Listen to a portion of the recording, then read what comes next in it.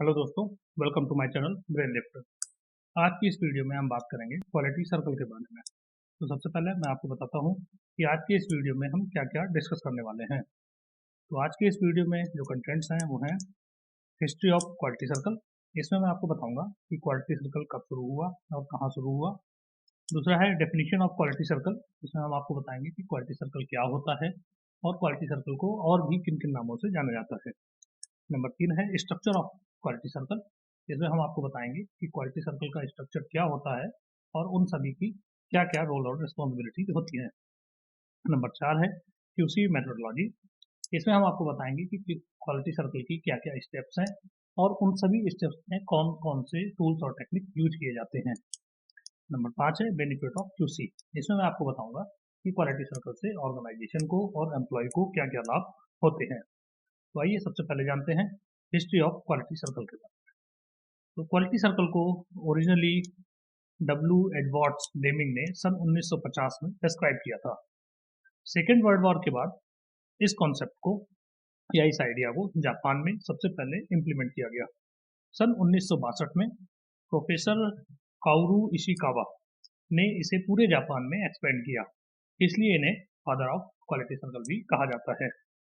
सबसे पहला quality circle the Nippon wireless and telegraph company ने शुरू किया था। अगर हम भारत की बात करें तो भारत में क्वालिटी सर्कल कॉन्सेप्ट को सबसे पहले BHEL रामाचंद्रपुरम हैदराबाद में सन 1981 में शुरू किया गया। 1982 में quality circle forum of India को फॉर्म किया गया। अब भारत में अलग अलग शहरों में या अलग अलग जगह पर QCFI के चैप्टर्स अवेलेबल हैं। अब हम आपको बताते हैं क्वालिटी सर्कल के बारे में। क्वालिटी सर्कल एक स्मॉल ग्रुप एक्टिविटी है जिसमें अलग अलग डिपार्टमेंट के लोग होते हैं जो कि अपने अपने डिपार्टमेंट की क्वालिटी प्रॉब्लम्स को डिस्कस करते हैं और उन्हें सॉल्व करते हैं। क्वालिटी सर्कल को और भी अलग अलग नामों से जाना जाता है, जैसे स्मॉल ग्रुप्स या action circles, excellence circles, human resources circles, productivity circles. चलिए अब हम आपको बताते हैं क्वालिटी सर्कल। क्वालिटी सर्कल को अब हम कुछ बुलेट पॉइंट से समझते हैं। क्वालिटी सर्कल 6 से 8 एम्प्लॉयज का एक ग्रुप है जो कि सेम वर्क एरिया से बिलोंग करते हैं। इसमें फैसिलिटेटर टीम को ट्रेन करता है और उनकी हेल्प करता है। टीम मेंबर्स रेगुलर बेसिस पर मीटिंग करते हैं, वर्क रिलेटेड प्रॉब्लम्स को सॉल्व करते हैं। टीम मेंबर्स का जो ग्रुप है वो वॉलंटियरी ग्रुप होता है। इसमें ग्रुप मेंबर्स को किसी भी ग्रुप मेंबर को फोर्सफुली या जबरदस्ती शामिल नहीं किया जाता है, ये वॉलंटियर मेंबर्स होते हैं। ये सभी टीम मेंबर्स सिमिलर टास्क पर काम करते हैं और एरिया ऑफ रेस्पॉन्सिबिलिटीज को भी शेयर करते हैं। अब मैं आपको बताता हूँ क्वालिटी सर्कल के स्ट्रक्चर के बारे में। तो क्वालिटी सर्कल में सबसे ऊपर आते हैं, अगर क्वालिटी सर्कल स्ट्रक्चर की बात करें तो उसमें सबसे ऊपर आता है टॉप मैनेजमेंट। टॉप मैनेजमेंट जो है वो QC को सही संचालित करने के लिए जो भी आवश्यक सहयोग है वो प्रदान करता है और मेन एक्टिविटीज के समय QC प्रेजेंटेशंस को अटेंड भी करता है। इसके बाद स्ट्रक्चर में आता है स्टीयरिंग कमेटी। इसे काउंसलिंग कमेटी भी बोलते हैं। इसमें मेनली डिपार्टमेंट हेड्स होते हैं जो कि क्वालिटी सर्कल एक्टिविटीज पर नजर रखते हैं और जरूरत पड़ने पर टीम की काउंसलिंग भी करते हैं। इसके बाद इसमें आता है कोऑर्डिनेटर। कोऑर्डिनेटर जो है वो एक ऑर्गेनाइजेशन लेवल पे बनाया जाता है। तो इसका काम होता है कि ऑर्गेनाइजेशन के अंदर जितनी भी QC सर्कल या QC सर्कल टीम्स चल रही हैं उनके साथ कोऑर्डिनेट करना। इसके बाद फैसिलिटेटर होता है। फैसिलिटेटर हर टीम का एक अलग फैसिलिटेटर होगा। तो फैसिलिटेटर का कार्य होता है कि QC एक्टिविटीज को सपोर्ट करना और उन्हें बढ़ावा देना। इसके बाद टीम लीडर होता है जो कि टीम को लीड करता है और सभी मेंबर्स की रोल और रिस्पॉन्सिबिलिटीज को डिसाइड करता है और उनको रिव्यू करता है। इसके बाद इसमें टीम मेंबर्स होते हैं। तो टीम मेंबर्स का काम है जो भी QC लीडर या जो QC मीटिंग्स में जो भी रोल और रिस्पॉन्सिबिलिटी या जो भी एक्टिविटीज उनको असाइन होती हैं उनको टाइमली कंप्लीट करना और उनका रिव्यू करना। इसके बाद इस पे आते हैं नॉन मेंबर्स या पोटेंशियल मेंबर्स। ये वो लोग होते हैं जो डायरेक्टली QC टीम से या क्वालिटी सर्कल से जुड़े हुए नहीं होते हैं लेकिन अपने इनपुट्स इस एक्टिविटी में देते रहते हैं। चलिए अब हम आपको QC मेथोडोलॉजी या क्वालिटी सर्कल स्टेप्स के बारे में बताते हैं। क्वालिटी सर्कल एक्टिविटी को 12 स्टेप्स में बांटा गया है। ये स्टेप्स हैं, number 1 identification of problem, Number 2, selection of problem. Number 3, define the problem. Number 4, analyze the problem. Number 5, identification of the causes. Number 6, finding out the root cause. Number 7, data analysis. Number 8, developing solution. Number 9, foreseeing probable resistance. Number 10, trial implementation. Number 11, regular implementation. And number 12, follow up and review. तो ये 12 steps हैं जिनमें quality circle activity को हटा गया है। अब अगर हम पीडीसीए साइकिल के हिसाब से इन एक्टिविटीज को बांटना चाहें तो नंबर 1 से नंबर 3 ये जो एक्टिविटीज हैं ये आती हैं प्लानिंग के अंतर्गत, एंड नंबर 4 टू नंबर 8 ये एक्टिविटीज आती हैं डू के अंतर्गत। नंबर 9 एंड 10 ये आती है चेक के अंतर्गत, और नंबर 11 एंड 12 ये आती है एक्ट के अंतर्गत। तो इस तरह हम अपनी क्वालिटी सर्कल स्टेप्स को पीडीसीए साइकिल में भी बांट सकते हैं।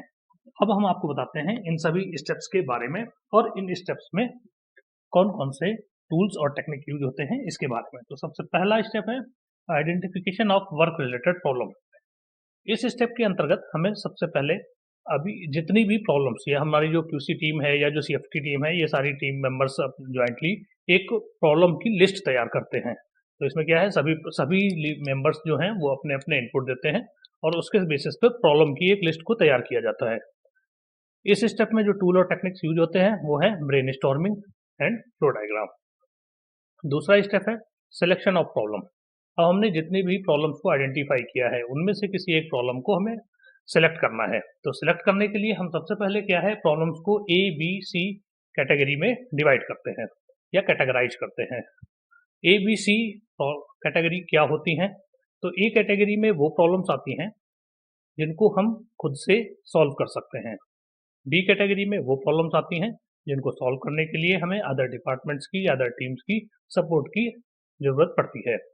और सी कैटेगरी में वो प्रॉब्लम्स आती हैं जिनको सॉल्व करने के लिए हमें मैनेजमेंट के सपोर्ट की जरूरत पड़ती है। तो हम प्रॉब्लम को सिलेक्ट करने के लिए सबसे पहले प्रॉब्लम्स को एबीसी कैटेगरी में डिवाइड करते हैं और फिर उनको रेटिंग और रैंकिंग मेथड से प्रॉब्लम को सिलेक्ट करते हैं। इसमें हम प्रेफर करते हैं कि हम ए कैटेगरी की प्रॉब्लम को ही सिलेक्ट करें, और जो भी प्रॉब्लम हम सिलेक्ट करते हैं फिर उसे हम अपने कोऑर्डिनेटर को पास में रजिस्टर कराते हैं। इस स्टेप में जो जो टूल्स यूज होते हैं या टेक्निक्स जो यूज होती हैं वो हैं rating and ranking method, milestone chart, Pareto chart, brainstorming और डेटा कलेक्शन। ये जो भी टूल्स और टेक्निक मैं आपको बता रहा हूँ ये हर स्टेप में मतलब ऐसा जरूरी नहीं है कि ये सारे के सारे टूल या सारे के सारे टेक्निक यूज ही की जाए। वो डिपेंड करता है कि आपको कहाँ पर किस चीज़ की ज़रूरत है, उसके हिसाब से आप एक या एक से अधिक टूल या टेक्निक को यूज करके इस स्टेप को कंप्लीट कर सकते हो। तो अब हम आते हैं तीसरे स्टेप पर। तीसरा स्टेप है डिफाइनिंग द प्रॉब्लम। इस स्टेप में हम प्रॉब्लम को डिफाइन करते हैं कि प्रॉब्लम क्या है, और उसके बाद हम अपना एक ऑब्जेक्टिव, जो क्यूसी का ऑब्जेक्टिव है और जो गोल है, ऑब्जेक्टिव और गोल को सेट करते हैं, मतलब टारगेट सेटिंग करते हैं। इस स्टेप में जो टूल्स और टेक्निक यूज होते हैं वो हैं फ्लो डायग्राम, ब्रेनस्टॉर्मिंग। हम आते हैं चौथे स्टेप पर। चौथा स्टेप है एनालाइज द प्रॉब्लम। तो एनालाइज करने के लिए हमें सबसे पहले डेटा चाहिए होता है। तो हम इस स्टेप में प्रॉब्लम का डेटा कलेक्शन करते हैं based on all the possible aspects. जो भी पॉसिबल एस्पेक्ट्स है उसके हिसाब से उन प्रॉब्लम का डेटा कलेक्ट करेंगे। और इस स्टेप में जो टूल्स टेक्निक यूज होते हैं वो है data collection, stratification, Pareto, histogram, control chart, scatter diagram. जो भी इनमें से एक या एक से अधिक जहाँ भी जैसी जरूरत है उसके हिसाब से इनको यूज कर लेते हैं। पांचवा स्टेप है आइडेंटिफिकेशन ऑफ कॉजेज। अब हमने जो प्रॉब्लम सेलेक्ट की है उसके क्या क्या कॉज हो सकते हैं, जो भी पॉसिबल कॉजेज हैं उनको हमें आइडेंटिफाई करना होता है। तो इस स्टेज में हम उन प्रॉब्लम के सभी पॉसिबल कॉज को या पोटेंशियल कॉजेज को आइडेंटिफाई करते हैं और उसकी एक लिस्ट बनाते हैं। तो इसके लिए हमें जो टूल्स और टेक्निक यूज करते हैं वो है cause and effect diagram, brainstorming, why why analysis, stratification और फ्लो डायग्राम। छठा स्टेप है finding out the root cause. तो इसमें जो भी हमने पोटेंशियल कॉज आइडेंटिफाई किए हैं उन पोटेंशियल कॉज को वैलिडेशन के थ्रू हम उसमें से जो रूट कॉजेज है उनको आइडेंटिफाई करते हैं। तो इस स्टेप में जो हमें टूल्स और टेक्निक यूज करते हैं वो है cause and effect diagram. Number 2 है कॉज वैलिडेशन। तो कॉज वैलिडेशन करने के डिफरेंट मेथड्स होते हैं, जैसे कि data analysis and study, observation and discussion, और नंबर 3 एक्सपेरिमेंटेशन। तो हम आते हैं 7वें स्टेप पे। 7वां स्टेप है डेटा एनालिसिस। तो अब हमने जो भी रूट कॉज आइडेंटिफाई किए हैं या रूट कॉजेज आइडेंटिफाई किए हैं उनका एनालिसिस, इस स्टेप में हम उन कॉजेज का एनालिसिस करते हैं और उनके मैग्नीट्यूड को समझते हैं। इस स्टेप में जो टूल्स और टेक्निक यूज होते हैं वो हैं graphs and control chart, histogram, scatter diagram, retro diagram, stratification, data collection, flow diagram, brainstorming. इनमें से कोई भी या एक सारे हम यूज कर सकते हैं। अब हम आते हैं 8वें स्टेप पे। 8वां स्टेप है डेवलपिंग सॉल्यूशन। तो जो भी हमने रूट कॉजेज फाइंड किए हैं उन सभी कॉजेज पे हमें सॉल्यूशन डेवलप करने होते हैं। तो इस स्टेप में हम उन सभी कॉजेज के सॉल्यूशंस को डेवलप करते हैं। इसके लिए जो टूल्स और टेक्निक हम यूज करते हैं वो है ब्रेनस्टॉर्मिंग और फ्लो डायग्राम। 9वां स्टेप है फोरसीइंग एंड द प्रोबेबल रेजिस्टेंस। अब जैसा कि हम जानते हैं कि जब भी हम किसी चेंज को इम्प्लीमेंट करना चाहते हैं तो हमें कुछ ना कुछ रेजिस्टेंसेस आते हैं या कॉन्स्टेंट्स आते हैं। तो इस स्टेप में हमें उन कॉन्स्टेंट्स को या रेजिस्टेंसेस को आइडेंटिफाई करना होता है, उनको उनके लिए एक सॉल्यूशन डेवलप करना होता है जिसको हमें अपने एचओडी फैसिलिटेटर को इन्वॉल्व करके इम्प्लीमेंट करना होता है और उसको हम डिस्कस करते हैं और इसका इम्प्लीमेंटेशन प्लान बनाते हैं। इस स्टेप में जो टूल्स और टेक्निक यूज होते हैं वो है मेनली फ्लो डायग्राम। अब हम बात करते हैं 10वें स्टेप की। 10वां स्टेप है trial implementation and check performance. इस स्टेप में हमने जो भी काउंटर मेजर्स या जो भी सॉल्यूशंस डेवलप किए हैं उनका हम एक ट्रायल इम्प्लीमेंटेशन करते हैं, मतलब एक ट्रायल के लिए एक ट्रायल लॉट बनाते हैं उन सॉल्यूशंस को इम्प्लीमेंट करके। तो उसके लिए हम पहले क्या है डेटा कलेक्ट करते हैं। हम एक लॉट का ट्रायल करेंगे, उसका डेटा कलेक्ट करेंगे, उस डेटा को हम कंपेयर करेंगे ओल्ड और न्यू डेटा के साथ में। हम इसका प्रोसेस ट्रेंड चेक करेंगे, जो रिजल्ट आया है उसका एनालिसिस करेंगे और जो भी उसके बेसिस पर जो भी चेंजेस रिक्वायर्ड हैं उनको हम डिस्कस करेंगे और इनकॉर्पोरेट करेंगे। तो इस स्टेप में जो टूल्स एंड टेक्निक्स यूज होते हैं वो हैं data collection, graphs, control charts. अब हम आते हैं 11वें स्टेप पे। 11वां स्टेप है रेगुलर इम्प्लीमेंटेशन। तो जो हमने ट्रायल इम्प्लीमेंटेशन किया था उसके रिजल्ट के बेसिस पे हम ये डिसाइड कर सकते हैं कि हम इन कंट्रोल्स को रेगुलर इम्प्लीमेंट करें या ना करें। तो इस स्टेप में आके हम उनको जो भी हमने ट्रायल्स के थ्रू जो भी हमने कंट्रोल्स को आइडेंटिफाई किया है उनको हम रेगुलर इम्प्लीमेंट करते हैं। तो इसके लिए हमें जो टूल्स और टेक्निक यूज करनी होती हैं वो है milestone chart, PDCA, graphs, control charts या डेटा कलेक्शन। हम आते हैं 12वीं स्टेप पर जो कि फाइनल स्टेप है। इसका नाम है फॉलो अप एंड रिव्यू। तो हमने जो भी कंट्रोल्स अपने आइडेंटिफाई किए, जो भी कंट्रोल्स को इम्प्लीमेंट किया, तो उसके लिए हमें कुछ डॉक्यूमेंट्स में इनको स्टैंडर्डाइज भी करना होता है। तो उसके लिए हमें कुछ नेसेसरी चेंजेस भी करने होंगे मैनुअल्स में, ड्राइंग्स में, एसओपी में या वर्क इंस्ट्रक्शन में। तो ये सारी activity follow up and review के अंतर्गत आती है। तो इसमें हमें क्या करना है, ड्राइंग्स को, मैनुअल्स को, एसओपी को, वर्क इंस्ट्रक्शंस को में जो भी नेसेसरी चेंजेस हैं उनको करना है और जो भी इवैल्यूएशन प्रोसीजर है उसको इम्प्लीमेंट करना है। इसमें हम उनका इवैल्यूएशन पीरियोडिकली करते रहते हैं और जो भी नेसेसरी चेंजेस हैं उनको हम या नेसेसरी मॉडिफिकेशंस हैं उनको हम इम्प्लीमेंट करते हैं। इस स्टेप में जो टूल्स और टेक्निक्स यूज होती हैं वो हैं graphs, control charts, data collection. इस स्टेप में हम जो है अपनी टीम के साथ में जो हमारी लर्निंग है या टीम की नॉलेज है उसको शेयर कर सकते हैं। इसे before and after, generally before and after के फॉर्म में शेयर करते हैं। तो इस तरह आज हमने समझा इन सभी 12 स्टेप्स के बारे में। अब मैं आपको बताता हूँ क्यूसी से होने वाले बेनिफिट्स के बारे में। तो क्वालिटी सर्कल एक्टिविटी से ऑर्गेनाइजेशन और एम्प्लॉय दोनों को बेनिफिट्स होते हैं।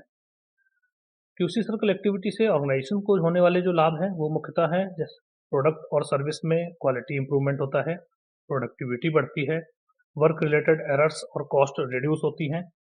अब क्यूसी से जो लाभ एम्प्लॉयज को होते हैं वो हैं जॉब इंटरेस्ट होता है, प्रॉब्लम सॉल्विंग कैपेबिलिटी डेवलप होती है, एम्प्लॉय की कम्युनिकेशन कैपेबिलिटी डेवलप होती है या इम्प्रूव होती है, एम्प्लॉय की पर्सनल डेवलपमेंट होता है। तो इस तरह आज हमने जाना क्वालिटी सर्कल के बारे में। अगर आपको हमारी ये वीडियो पसंद आई है तो आप चैनल को लाइक करें, शेयर करें और सब्सक्राइब करें। Thank you.